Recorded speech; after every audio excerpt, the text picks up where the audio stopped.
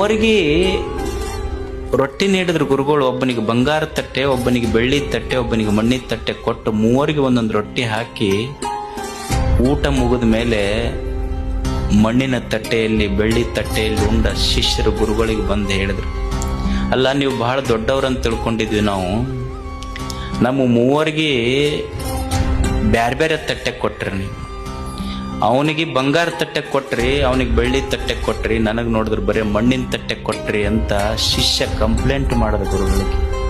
ಅವಾಗ ಗುರು ಹೇಳ್ದ, ನೋಡು, ಅವನಿಗೆ ಬಂಗಾರದ ತಟ್ಟೆ ಕೊಟ್ಟಿರಬಹುದು, ಅವನಿಗೆ ಬೆಳ್ಳಿ ತಟ್ಟೆ ಕೊಟ್ಟಿರಬಹುದು, ನಿನಗೆ ಮಣ್ಣಿನ ತಟ್ಟೆ ಕೊಟ್ಟಿರಬಹುದು. ನಿನ್ನ ಲಕ್ಷ್ಯ ತಟ್ಟೆಯ ಕಡೆ ಹೋತೆ ಹೊರತು ತಟ್ಟೆಯಲ್ಲಿ ಹಾಕಿದ ರೊಟ್ಟಿ ಒಂದೇ ಅನ್ನುವ ಕಲ್ಪನಾ ನಿನಗೆ ಬರಲಿಲ್ಲ. ಜೀವನದೊಳಗೆ ಒಬ್ಬ ಹೆಚ್ಚಿರಬಹುದು, ಒಬ್ಬರಿಗೆ ಕಡಿಮೆ ಇರಬಹುದು, ಒಬ್ಬ ಶ್ರೀಮಂತ ಇರಬಹುದು, ಒಬ್ಬ ಬಡವಿರಬಹುದು, ಒಬ್ಬ ಸುಂದರ ಇರಬಹುದು, ಒಬ್ಬ ಕಪ್ಪಿರಬಹುದು.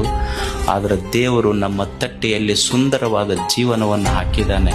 ಈ ಜೀವನವನ್ನು ಏನು ಆಯುಷ್ಯ ಕೊಟ್ಟಾನ ಅವನಿಗೆ ಸಂತೋಷ ಆಗುವಂಗೆ ಬದುಕಿ ಹೋಗುವುದೇ ನಿಜವಾದ ಜಾತ್ರೆ. ಇದು ಜೀವನದ ಉದ್ದೇಶ ಅಷ್ಟೇ.